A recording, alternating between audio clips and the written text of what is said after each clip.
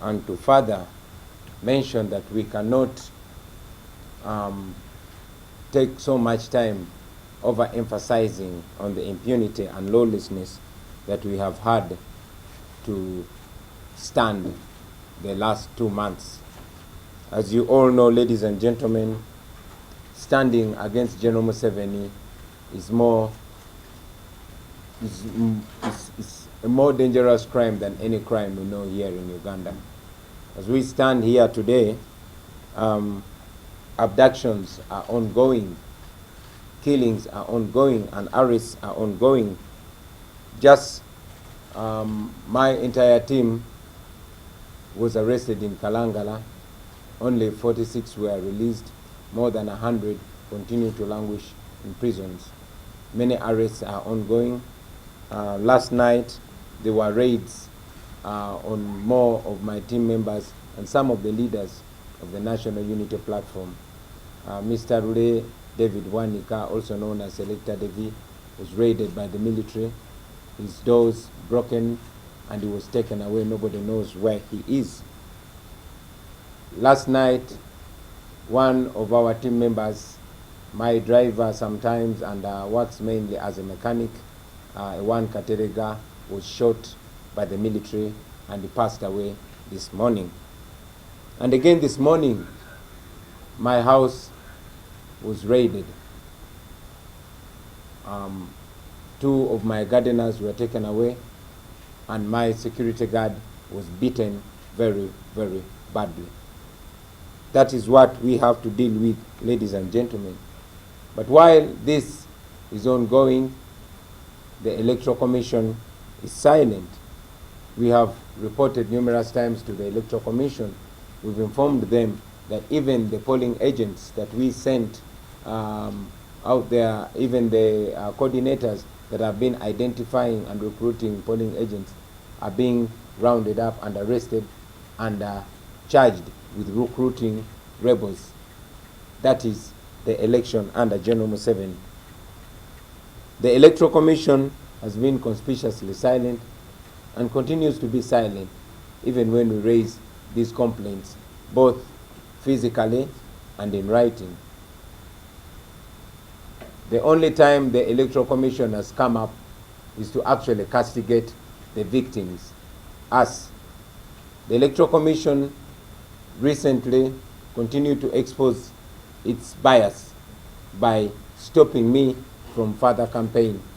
And indeed, I've not been able to campaign for the last 5 days because the Electoral Commission said I had to sign an illegal memorandum of understanding with them. That is where we are. We know that all this is being done to intimidate and discourage people. We know that by deploying the military and police in all places, by arresting our members, by arresting people indiscriminately, the regime is trying to discourage Ugandans from turning up in large numbers and vote. So I will not dwell on the challenges that we are facing. Let me go straight to the message that all of us as the forces of change seek to communicate to you this morning. We are raising our voice in unison and agreeing that indeed it is time for Uganda to have change. We are therefore adding our voices together to call upon all of you fellow Ugandans to turn up in large numbers and vote. By now, all voters have made up their mind. By now, we know all voters know who they want to vote for. But most importantly, we are convinced that all voters in Uganda would want a better Uganda, a peacefully changing Uganda. Therefore, we call upon all of you fellow Ugandans to turn up and vote. Please communicate this message to everybody you know and help those that cannot carry themselves to the polling station, the old and the weak and the ill. Help them to be able to assert their voices.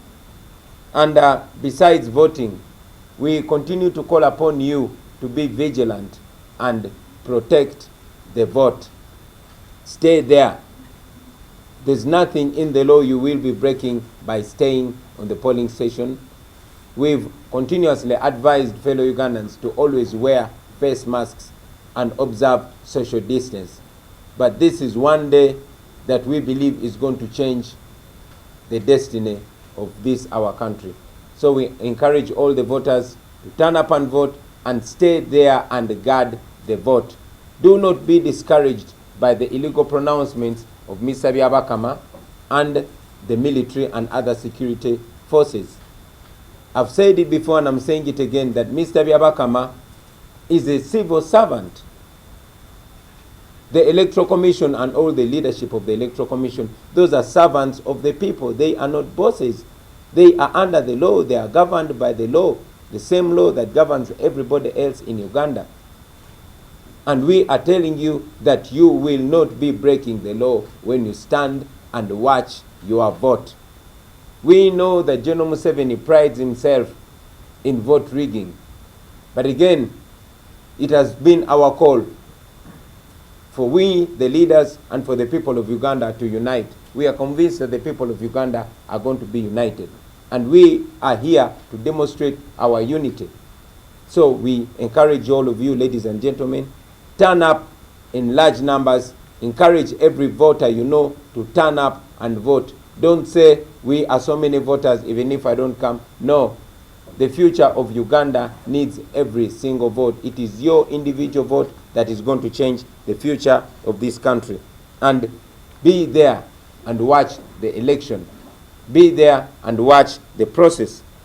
We've also been encouraging you, and we will continue to encourage you, ladies and gentlemen, to use your phones, to use your cameras. We had Mr. Byabakama discouraging people from using phones. We are glad that he, capitulated. We are glad that the Electoral Commission came up with a statement and making it clear that it is okay for people to use their phones. It was indeed okay then, just like it is okay now. So please use your phones. Your phone is a very powerful weapon. That camera that you have on your phone, please use it. Use it, most importantly, to record that particular moment when the presiding officer is declaring the results on the polling station. We need every kind of evidence. Now, ladies and gentlemen, I also want to take this opportunity to encourage those that have gotten the application that the National Unity Platform revealed recently, the U-Vote application. Although we are still getting challenges to have our people access it through Google Play Store, we are making every effort to share it, to share the link. And those out there that can continue sharing the link, please share that link. There's a section where only the certified, the official agents can send in the declaration forms and the results. And there's also a section for the general public. And I also want to remind you that by law, the Electoral Commission is required to pin a copy of the declaration of result form on every polling station. So fellow Ugandans, it is our national responsibility. It's a responsibility of every citizen of Uganda. Not just we, the leaders, not just the political party leaders, not just the presidential candidates and all other candidates. It's a responsibility of all of us. We've been calling upon you to take this upon yourselves. Let us do this as a nation. We are united as the forces of change in calling upon you to turn up and vote, in guarding and protecting the vote, but we continue to appeal to fellow Ugandans to do the same, ladies and gentlemen. Finally, I want to send a message to the Electoral Commission, Mr. Byabakama and the team, who have studied our history. You know what a bad election has done to this country. So we call upon you to reflect on what you are doing. We call upon you to remember that the lives of 45 million people are in your hands. are on your shoulders. So it is important that you respect the voices of the people of Uganda. If you mismanage this election, it will be upon you forever.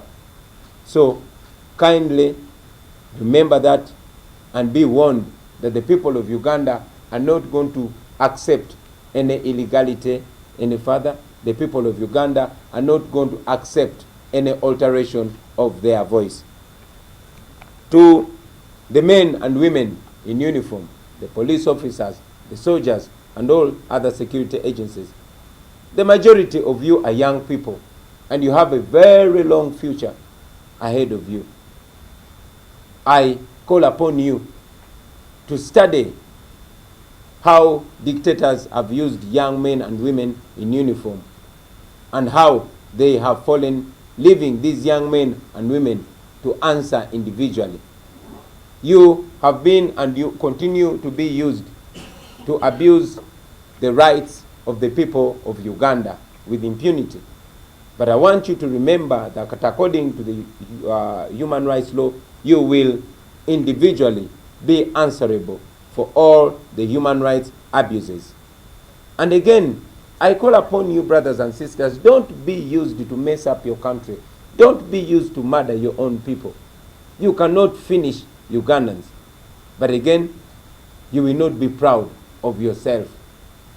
I thank you. And finally, to the people of Uganda, please stand up and vote. We can only offer leadership, but you are the true masters. We, the leaders, are servants. You are the true masters. Take your destiny in your hand. Turn up on Thursday, just a few hours from now, and cast your vote. It is going to be a revolutionary election. Let this be a protest vote. General Museveni prides himself in violence. He has always been pushing us to the violent line so that he can respond to us with violence. We are non-violent, and we continue to advocate and preach non-violence, but be assertive. Turn up and vote. Make this be a protest vote. I thank you, and I don't know if I have to speak this in Luganda. Presidential candidates united and seated before us. Ladies and gentlemen, I guess I was invited maybe so that you recognized that I was here, because as you know, this is really, they are the message for this morning. And I think the message has been delivered in its fullest measure. Let me use the opportunity given to me, first of all, to really congratulate these brave gentlemen that have, over the last 60 days, done everything humanly possible to reach out to all the people of our country. First of all, the campaign time was incredibly short. Uganda is divided into 146 districts. Those are the local governments. So they had 60 days to traverse 146 local governments. 351, I think, electoral constituencies in 60 days. Funny enough, those who are campaigning in one parish to become councillors of a parish have about 6 months to campaign. Those to campaign in over 60,000 parishes have only 60 days. And this is by design. As you know, the law and our constitution provides that this electoral process, especially the presidential electoral process, lasts more than a year. And a year before campaigns, any aspirant to become a presidential candidate has freedom to consult widely in the country so that that candidate can make up his or her mind as to whether to become a candidate. And indeed, if one decides to become a candidate, to be fully seized of the situation in the country that he or she wants to offer leadership for. And indeed, to be able to construct the relevant policies on which to campaign. None of these gentlemen had that opportunity. And this was not about COVID. This was well before COVID came.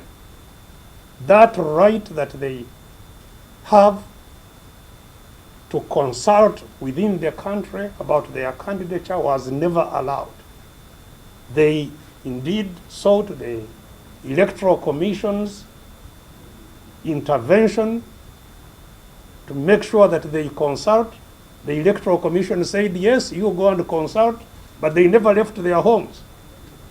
Especially the Honorable Kyagulanyi tried, I think on a number of occasions, totally unsuccessful. It would end up in pain.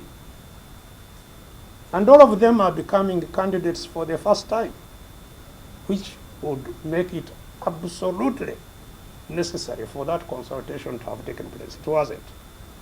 And so I really want to congratulate them that in spite of the untold obstacles, and believable obstacles that have been erected along their paths of expressing their readiness to offer leadership, they have weathered all those storms up to the end of this campaign. The terror that has been meted out on these candidates is frankly unprecedented. I have been a candidate 4 times. And, well, I have seen many moments of deja vu, where I have been before. But there were also moments that I hadn't experienced in the previous election. So the violence, terror, it seems to be scaled up every coming election. And that is, I believe, not surprising, because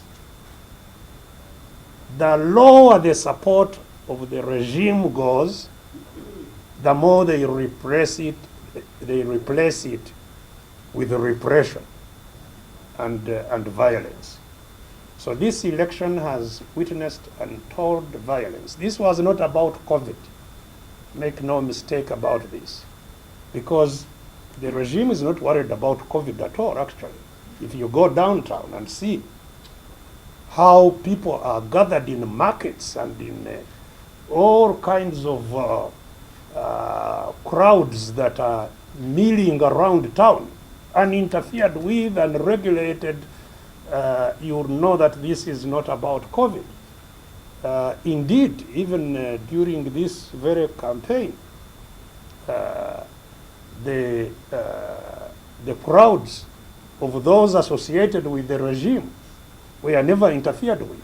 It was only an attempt to stopping these gentlemen to get and the other candidates who are not here, to get to the voters and to pass on their message. So really, I congratulate all of you upon this heroic exercise that you are emerging through. We've seen in this particular election a presidential candidate having to campaign putting on a flak jacket, and helmets. If Mr. Museveni stays in office by the next election, one of the prerequisites to be a presidential candidate will be to certainly procure some kind of an armored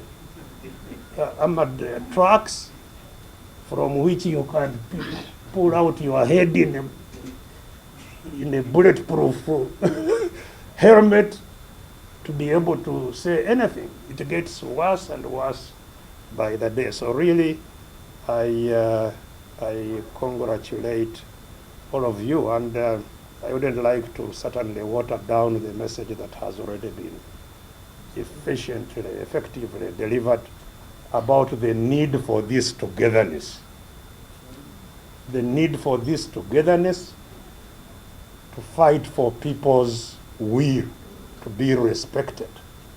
That is what this is about. And don't forget, Ugandans, that Mr. Museveni must win 50% of the vote plus one to be declared a winner.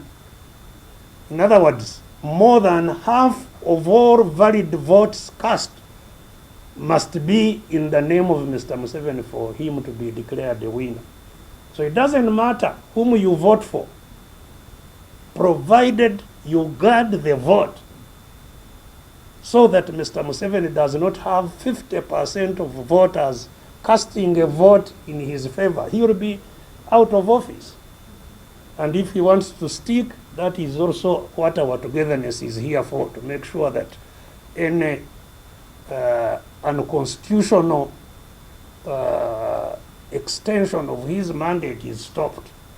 We must do everything within our power to stop any unconstitutional extension of his office. So some people sometimes tend to get discouraged when they see the forces of change not presenting one person, but that is not the most critical thing, because it is the other one who must win 50%. And so regardless of these, and that's the wonderful thing about togetherness, because if Mr. Museveni failed to win 50%, it means immediately all these would rally behind whoever has the highest vote and into a second round of voting. So everybody should really cast their vote, protect it to the extent possible. And I told you that part of what has concerned me in this campaign is on that side of how we can protect these things and see that our constitution is respected. So thank you very much. Niliombwa labda ni